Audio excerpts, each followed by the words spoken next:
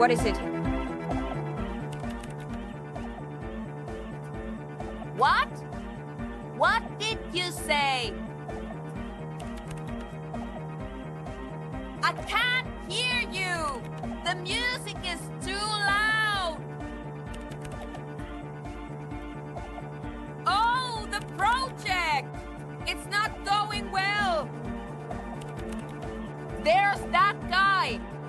I need him to plug a 3.5 cable into the auxiliary input so that I can route the audio signal through the mixer into the speakers. Egghead! A 3.5 cable! Into the auxiliary input! Okay? He doesn't listen to me! He only ever seems to care about hardcore and Yekukata! A place to be, apparently! Thanks! Maybe you can get through his magic rhymes! Let me know how it goes!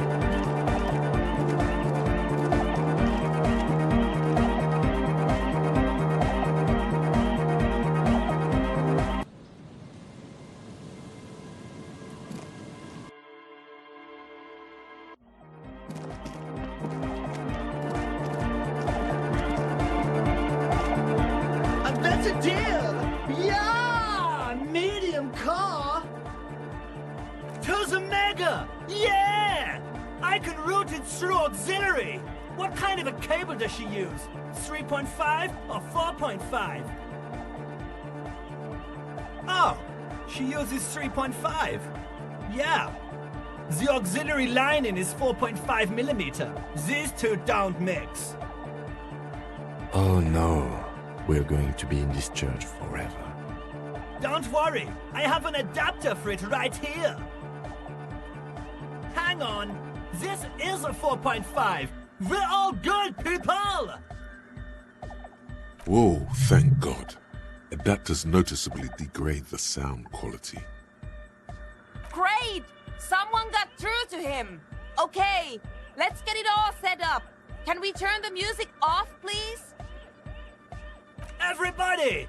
Everybody! Don't panic! I'm going to turn off the Arno for just a sec.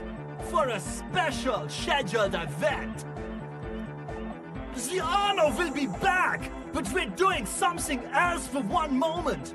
All right, go tell her that Egghead is ready to rave to her tunes, and then I'll turn off the music.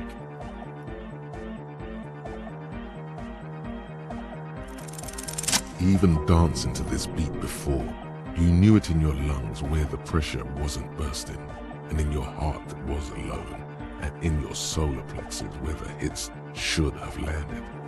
So what?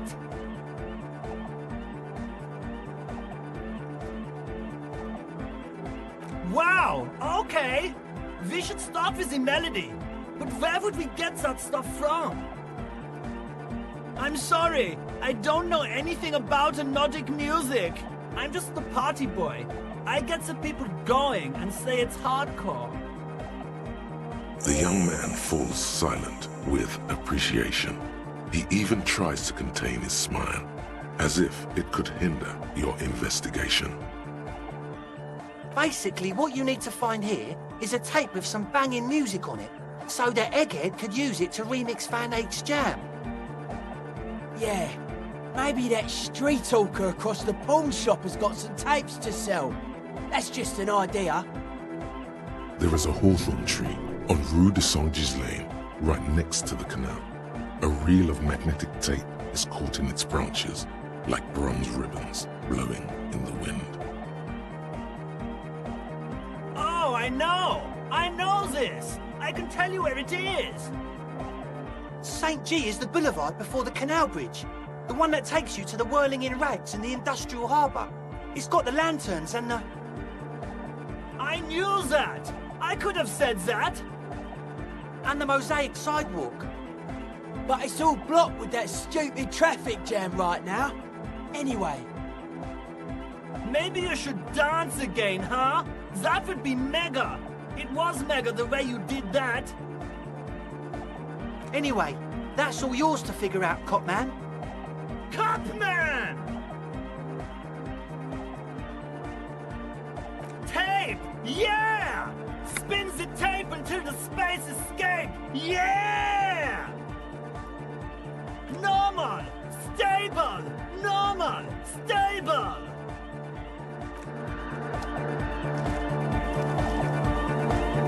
Yes, what is it? Okay, but think you can ask him to turn the volume down a bit? Just in case. Maximum! Maximum is the only way! I know it is, but could you please turn it down just this instance? Just this one time? Maximum is not the only way, okay? Pump it to the brick! Pump it to the hard master! There's no other way! Glue style! Glue style? Okay, there literally is no other way. The mixing desk is glued to maximum. See? He pumps it to the hard master. It's hopeless. Because I'm afraid that something might happen. It's an unknown phenomenon. We can always turn it back up if there's a need. Can't turn down the hardcore! Of course it is. Yeah! Permanent enlightenment! Ray of sound! Never mind then. Let's get on with our project. I'm going to unmute the speakers on a count of 5. Everyone ready? Egghead pumps his hand up in the air, waiting for the beat to drop. Born ready. Ready! I'm ready if you two are detectives. The lieutenant nods stoically. Not so stoically, his hand moves to the gun holster. What?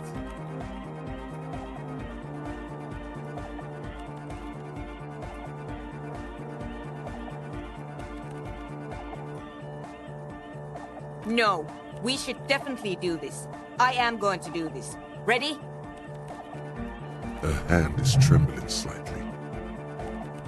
5, 4, 3, 2, 1. You disengaged. No wind outside, no waves, no floorboards creaking. Total, continuous silence. This is unnatural. The woman looks around. In the silence, you see dust move on the floorboards. The driver of the speaker vibrates in the air and then stops. Plasterwork begins to crumble down the walls. In the silence, a low hum starts creeping up your spine. It's a song inside you, not in the speakers, not in the room. A great bass sigh in the basement of your mind. Slowly, it builds until the air around you starts to vibrate. It's out there now, in the world, made manifest. It will devour everything. The floorboards, the glass, the streets and the people. Nothing will remain. Guys, what's going on?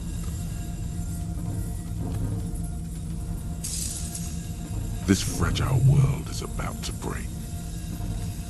It's getting louder. In the basins, the water looks like it's boiling. Hosiana! Mother of Mega!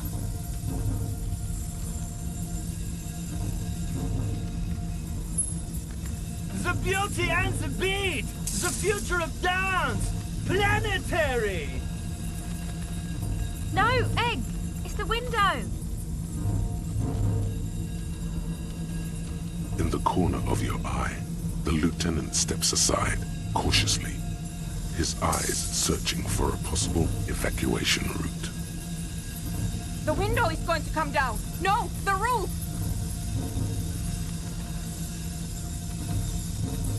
Cracks appear on the stained glass window. Cracks run up the wooden pillars in the dark. Come down to earth! Love! Below it, all the base grows, like the jaws of a giant compressor gnawing on metal and wood. It does not sound benevolent at all. It's shaking the building's foundation. The floor twists.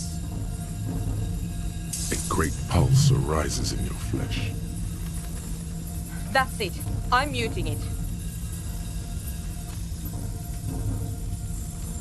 Oh! I want to feel the heat with somebody! Shit!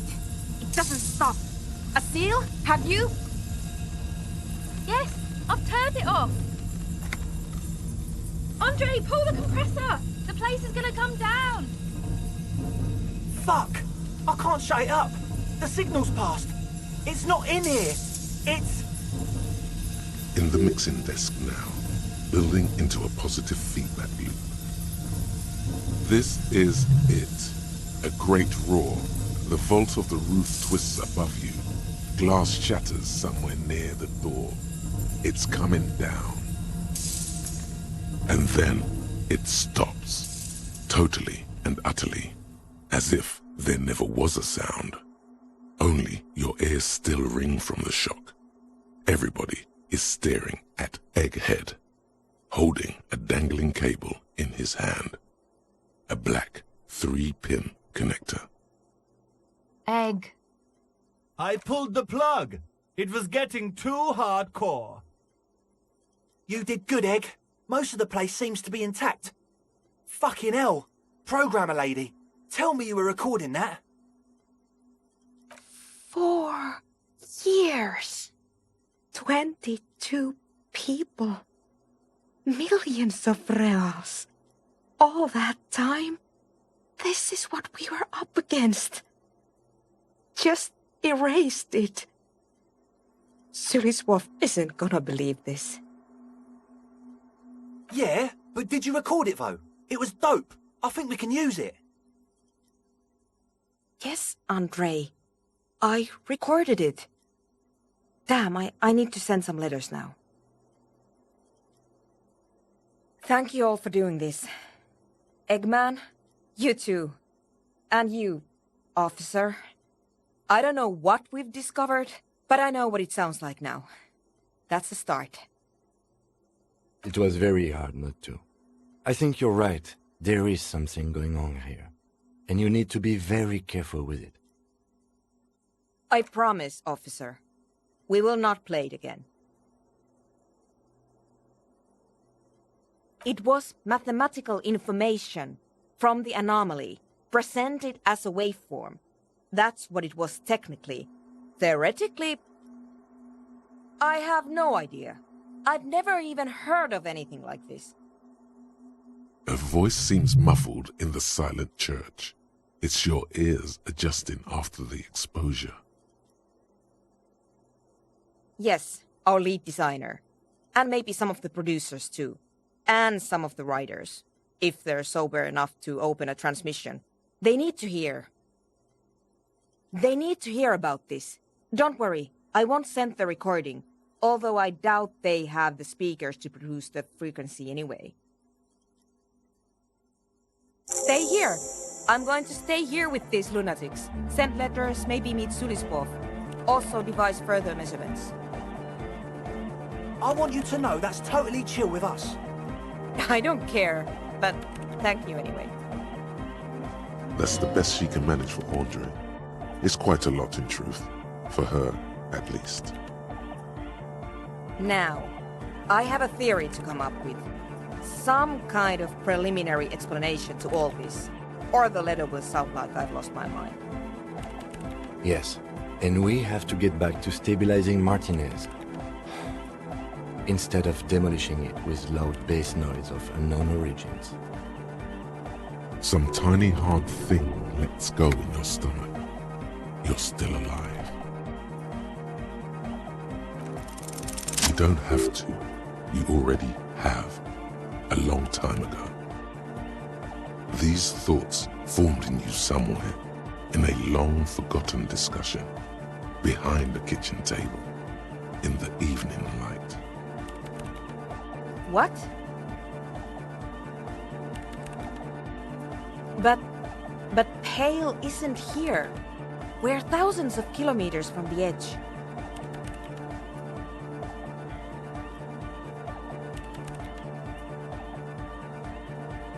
She looks up into the darkness under the nave, then back at you. You have her full, undivided attention. The lieutenant's, too. He takes his glasses off. Then, what is that? It's nothing. No, it's less than nothing. No. Then the Pale is... But the gradient, it clearly hasn't started yet. We're here, and the Pale is not. I understand. A theory of the Pale where instead of an outer ocean, it metastasizes. Like a cancer or a mole. Erupting in points inside the world. According to this, how long... And information, causing data losses in the East Insulindian front. Have you considered why it's formed in a church? And also when or how it might start growing, or if it has other effects, in addition to sound and data? I also have a question, since we are piling them on. How do you know this? I'm not doubting you. I'm simply curious as to how a detective of the RCM...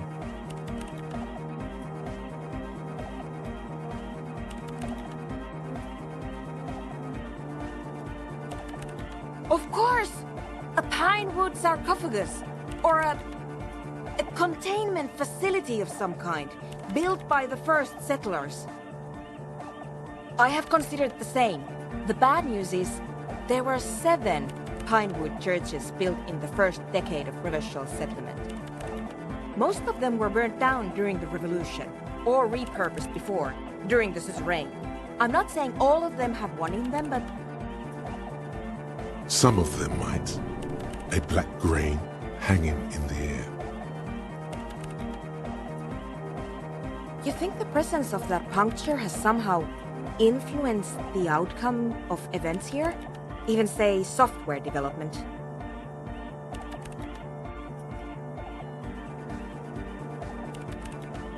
I told the producers we need to go and move to a normal office building with amenities.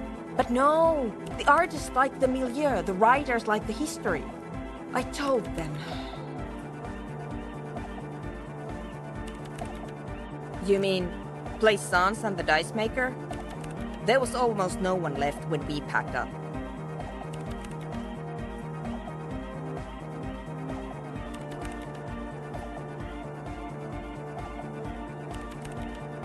Then go tell her.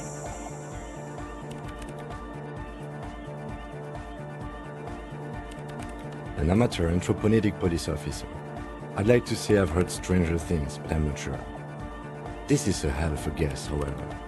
Well worded, I might add. Yes, it is very interesting. But I wouldn't say you know. This is a guess. One that's going to have to be proved by anthroponetic scientists. She falls silent. The wind blows in through the hole in the stained glass window, cold and moist. I'm going to leave that out. But the rest? Some of this I can use to start to explain this to the rest of the team. Maybe I'll sound mad, but... Ma'am, you will certainly sound mad. One more thing. Maybe a club for anodic music isn't the worst thing you can erect around this particular point in space.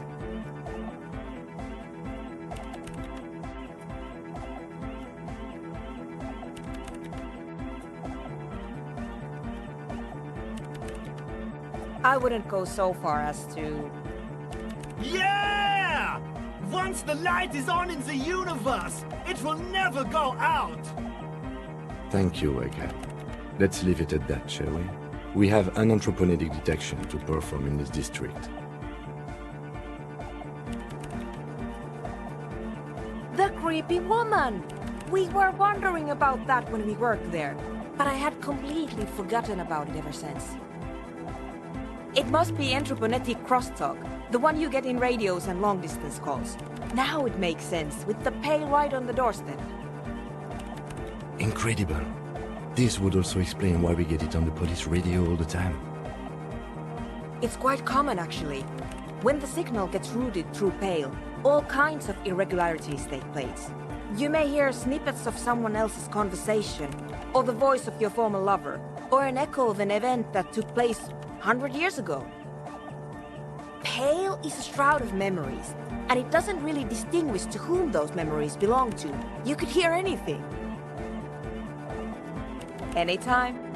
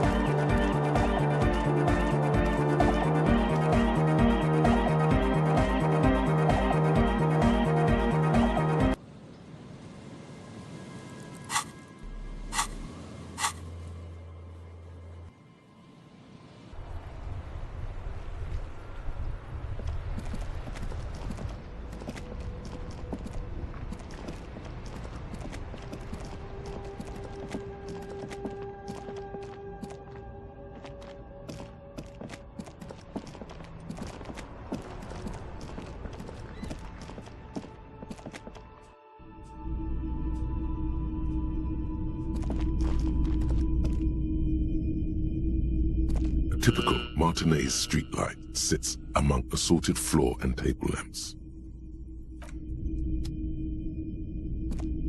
If you don't mind, please put the flashlight away. Photonic sensitivity is not generally acknowledged by the medical establishment. I do appreciate it.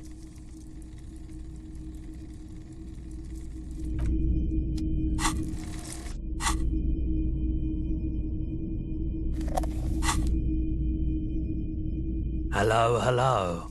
Let me know if I can help you with anything. This is... I certainly wouldn't pass up the opportunity to acquire something that can make princes out of peons. Owning shares, that's where the proper trade is. Far beyond the pittance I deal with in here. Nothing's wrong with it. The shop suits me fine, it's just... we all need a bit of luck in our lives, you know. A lottery win. No can do. I need to make money. This is a business first and foremost, not a charity. No offense, but I don't think it would do me much good. Nothing to do with you. It's just my customers tend to be, well, they wouldn't know who you are. He's right. His customers are desperates, lowlifes, and bored browsers. They don't understand high culture. They don't want their purchases to elevate them. They just want some old junk at a bargain price. I'd be glad to trade for your shares. Let's stick to that.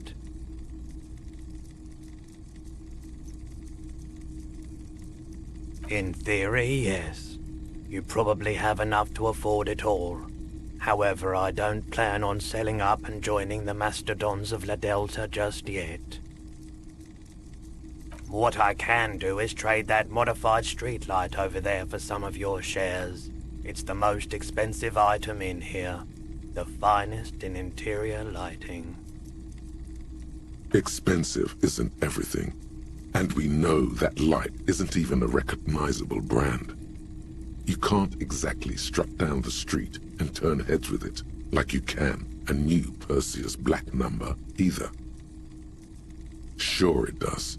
Not saying you should definitely not get it, but let's think about what to do with it first. Any ideas? Turn it into an art installation. Invite viewers to question what it means to bring an outside light inside. We have so many barriers to break down and concepts to explore. For a price, of course. Imagine swinging it at a ball. The distance you'd get. That's the kind of feat that nets sportsmen a corporate sponsorship. There's much to be learned in this kind of rewiring job. You could steal its secrets and make a whole line of modified street tech to sell to the public. It's up to you. If you think it's got ROI potential, then go ahead. Just bear in mind that these shares are developing into a fortune without you having to do anything. Right. Nothing else in here carries that much value, I'm afraid. Plus, I need to make sure I still earn some actual cash for food and such. Have another look at it. Really take in that quality craftsmanship. Any other questions in the meantime? Sure, let me have a look. Anything else you're thinking of selling?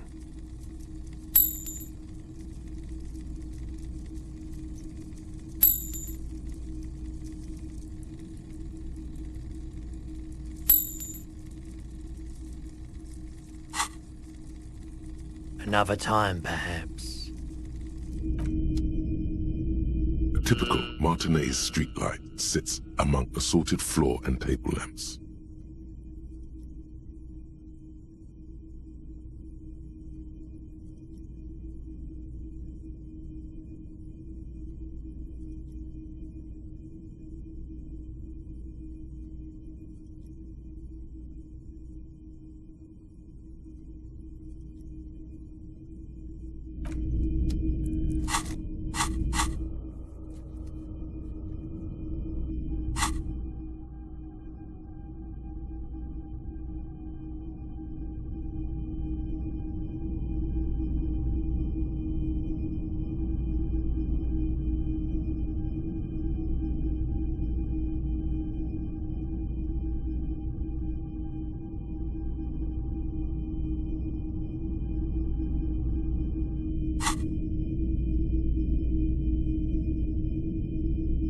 Typical Martinez streetlight sits among... More than happy. Like I said, I value the streetlight at 700 real. You decide how many of your shares that gets me. As little as possible. We only sell shares if we're getting something of more value for them. Shares are premium goods. Think big business.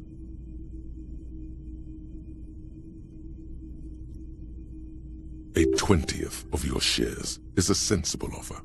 Very divisible as far as numbers go. That's a reasonable offer. This is all for show. He's already made his mind up.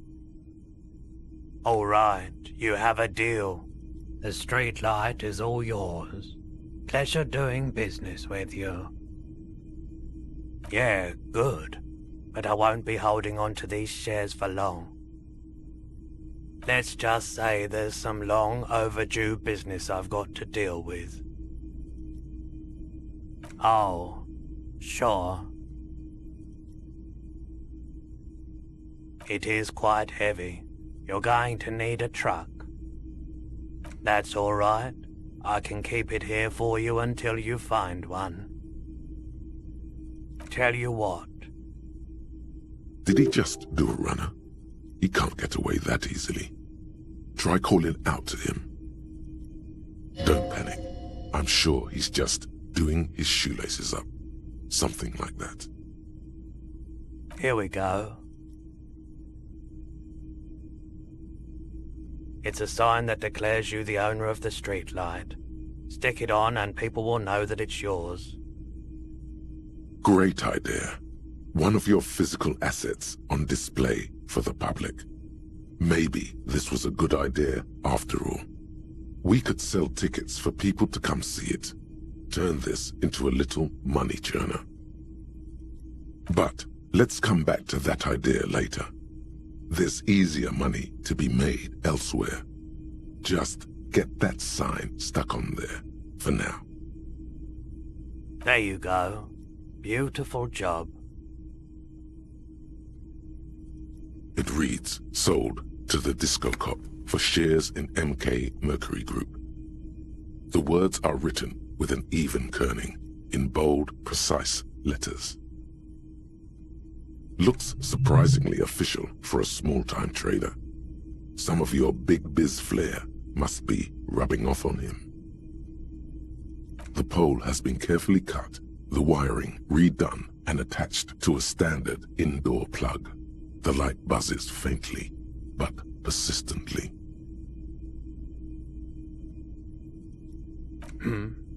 Oh, right. That's good. Your eyes slide back to the 700 Real modified streetlight you traded for shares.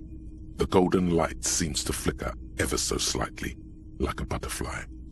It casts shadows on the sign. It reads, sold to the Disco Cop for shares in MK Merc. Looks surprisingly official. One quick question. How do I get hold of my shares? All right. Perfect. Thank you.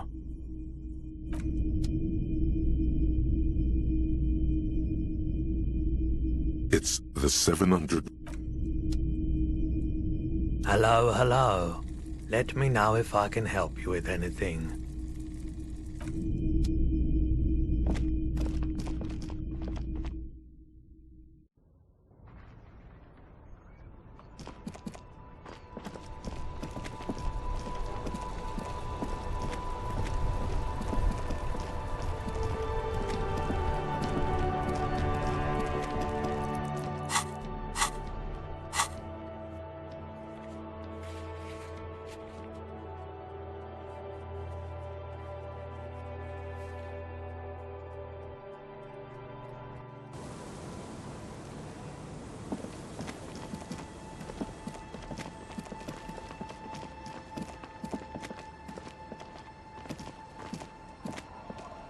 Tequila Sunset. Of course. Drink first, story later. Not much, but it will do. This last one is the most Martinet story I've ever heard. I've never heard it mentioned outside of here. At first, I thought it was a joke, to be honest.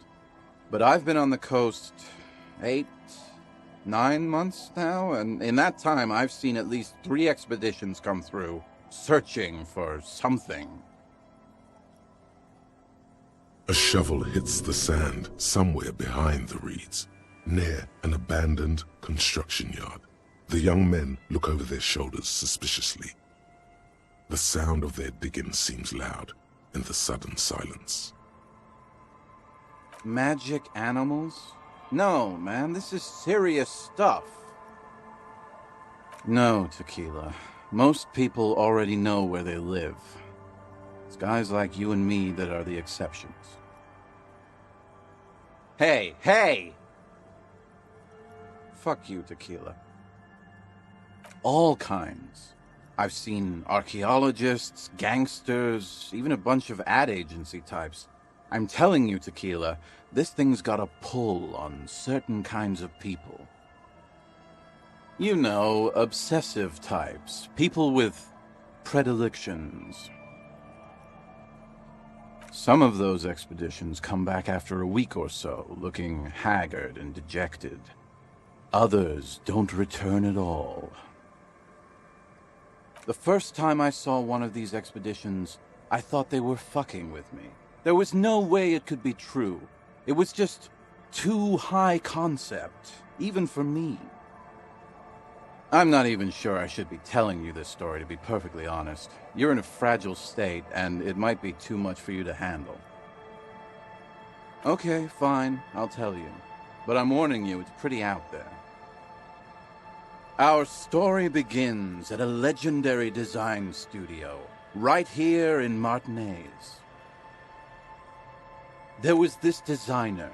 His exact name is lost to history, but in life, he was a legend. Made it big in Aranya, where he did some real pioneering work on grotesque and sans serif typography. A fucking genius, man.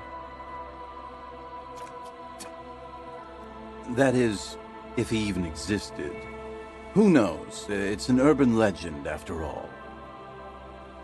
Anyway, sometime later, he started his own personal studio here in Martinez. And that's when he started working on some really wild stuff. I'm talking some glass-smooth, forward-looking design language, the kind of thing that would totally overthrow the old regime, design-wise. A paradigm-shattering revolutionary? But then, something turned. You see, it's widely known that nose candy and pioneer graphic design work go hand in hand. You know Tequila, nose candy, the White Railroad, party powder. The kids on the streets also call it Snow Day. Or Emelan gold. For the plateau on which most of the world's supply is grown and harvested, typically by slave labor. Sinus salt, the White Knight. Can't see, for its popularity among the aristocratic class of the prior century. Along with a number of more banal street names. Blow, of course, but also flake, powder, pearl. Really, anything that's white will work. He's talking about cocaine, baby. Shit yeah, Tequila. You know exactly what I'm talking about. You've got to understand, the work this guy was doing was so high concept that regular amounts of cocaine just weren't cutting it. By the end, they were bringing it in by the lorry load. Now, as you might imagine, snorting that much cocaine can't be healthy for a regular human, right? Right. Wrong. Do it all the time. All day, baby. Hey, Tequila, pay attention. The story goes that one day he was balls deep in work on what he thought would be his pièce de résistance, an advert so minimal it contained neither text nor images, just pure white. Apparently the idea was too high concept even for this genius. He dropped dead right at his desk before he could finish. His last words are recorded to have been, "It's as white as a blizzard of cocaine." I know, Tequila. I know.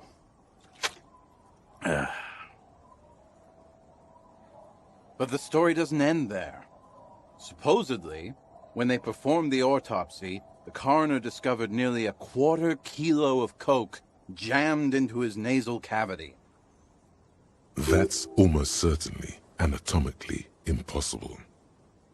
Wrong again, nerd. Where there's a will, there's a way. That's right. 250 grams of blow had accumulated in there over the years. We're talking high-grade Saramaritsian pure. Not that cut-rate shit your grandma does. There are those who believe the designer was buried with this 1/4 key of nose candy still lodged in his sinuses. That's what those expeditions are looking for. The cocaine skull. The cocaine skull. Here's the kicker. This designer, this lead designer of a world-famous design studio, was born in Martinez. A local boy, Martin Martinez. That's why he brought his studio here, back to where it all began. And that's why they buried him here, too. Perhaps right under Ab's pipe there. Or probably further down the coast, or in some yard in Martinez proper. A hidden mausoleum, no one knows exactly. No, my grandma always told me his grave lay somewhere on the islets on the bay. This is ludicrous and physically impossible. Sinuses can contain that amount of anything. My only question is, where does one get a shovel? Don't listen to him or his grandma. He's just making things up. No, my grandma told me. I've heard other people say it too. That it's underwater. Or no, maybe it was the storm sewers. Or maybe it's in the air, or in an ancient state pyramid offshore. In a pyramid? Now that would be something. They're pretty vague about it in general. The gangsters like to claim they're looking for the grave of a friend, with picks and shovels. The archaeologists act all official about it, saying they're conducting serious research. Honestly, I think they're not really scientists, just rich. The junkies, for some reason, are pretty upfront about it. They just say they're looking to snort some blow out of a dead man's nasal cavity. Honest men on an honest quest. You should join them.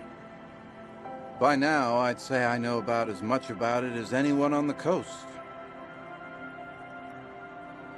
The archaeologists say they want to put it in a museum, the gangsters say they want to sell it on the black market, and the ad agency guys say they're seeking inspiration.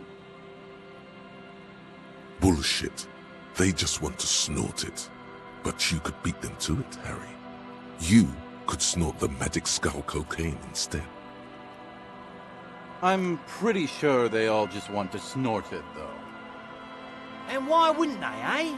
Sounds like right strong stuff. Whoa, whoa, whoa. Hold on just a minute. Finding it right now is literally impossible. What? For one, the way is blocked by that big lorry that says Delta Logistics Company on the side. You definitely have to search the area behind that lorry too, yet it is impassable. And second, outfitting an expedition like that is expensive. It'd have to be a big production to do the cocaine skull justice.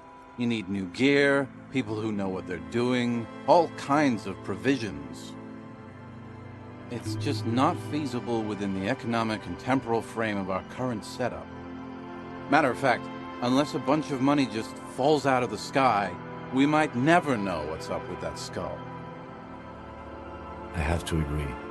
We barely have what we need to solve the case we've got now. We can't afford to run around chasing after quasi-mythical pieces of drug paraphernalia. Besides, It would look extremely bad for the RCM to be caught up in something that has the word cocaine writ large on it. The PR is tricky on this. What are you talking about? Don't give up. Maybe there's another way. Maybe up around the coast. Your loss could have been an amazing, ridiculous adventure. That's all right. We've got plenty of adventures for one case. Not that I can think of, currently. That might be the case, yes.